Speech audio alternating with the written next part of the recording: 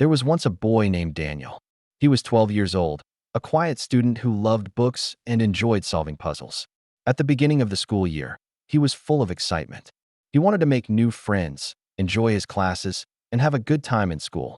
But his experience did not turn out the way he had imagined. At first, it was small. A few boys in his class laughed at him because of the way he spoke. They gave him strange looks and called him little names as if it was a joke. Sometimes they pushed him in the hallway when no teacher was around. Sometimes they hid his bag or his pencil case, and sometimes they laughed at his handwriting. Daniel thought maybe if he stayed quiet, they would stop.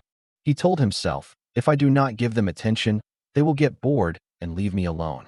But the more he ignored them, the more they continued.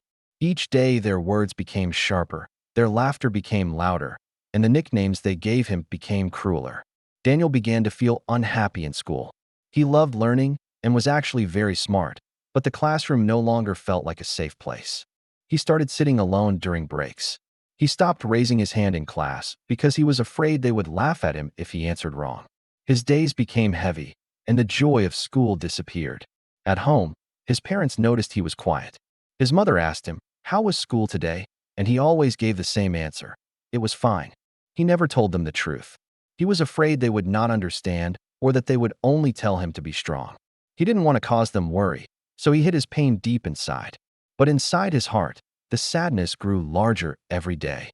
In the mornings, he no longer wanted to wake up. He made excuses to skip school, saying he was sick or tired, when the real reason was that he couldn't face the bullies. One morning, his mother asked him directly, "Why don't you want to go to school anymore? You used to love it." But Daniel stayed quiet. He whispered only, "I just don't like it." She looked worried, but he didn't say more. He kept everything to himself, even though it was hurting him more and more. One day, his English teacher noticed something. She saw Daniel sitting alone at lunch, staring at the ground. She remembered how active he used to be in class, how he used to answer with energy, but now he never spoke. She went to him gently after class and said, "Daniel, I feel something is bothering you. You can tell me if you want." At first, he stayed silent, afraid again that nobody would understand. But his teacher's voice was calm and patient, and she promised she would listen without judgment. Slowly, Daniel's eyes filled with tears, and he whispered, "They bully me every day." The teacher did not shout. She did not get angry at him. She simply said, "Thank you for telling me. You are not weak for saying this. Bullying is wrong, and you should never face this alone." She spoke with the school counselor and then with Daniel's parents. For the first time, his parents learned the truth. His mother hugged him tightly and said, "Daniel, you should have told us earlier. We love you, and we will protect you." Daniel finally felt some weight lift from his shoulders. The school acted quickly.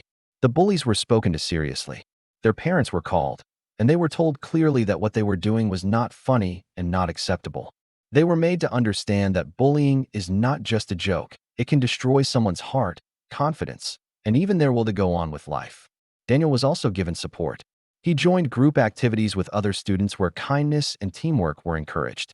Slowly, he started to smile again.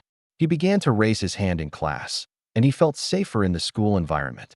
Daniel's story is not only about one boy, but about many children who face the same hidden pain. It teaches us that silence is not the answer. If you are bullied, staying quiet will not make it stop. Keeping it inside will only make you suffer more. The most important thing to do is to speak up.